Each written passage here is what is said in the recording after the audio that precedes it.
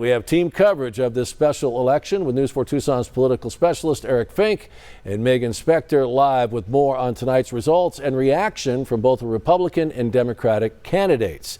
First, let's get to News 4 Tucson's Eric Fink live at the Democratic Watch Party in South Tucson at El Casino Ballroom, where Adelita Grijalva addressed supporters moments ago. Eric, no real surprise with tonight's outcome for the Democrats. No real surprise here, Sean. It was a very emotional night for Adelita Grijalva, her family, and the hundreds of supporters who came out here to South Tucson's El Casino Ballroom. And the tears in this room, they started flowing early. That's because this race was called shortly after 8:15 tonight. Adelita Grijalva wrapping up the primary, looking to follow in her father's footsteps now into the halls of Congress.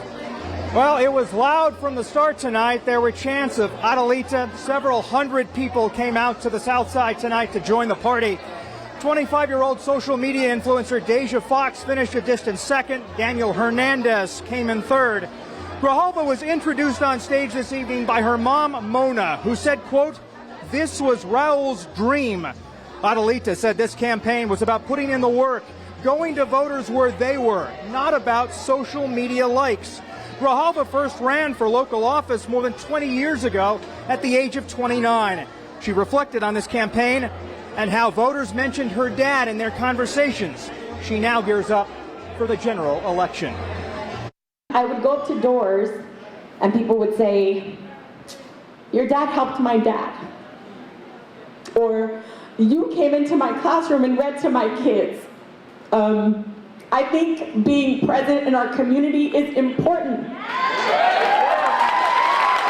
And people don't forget that.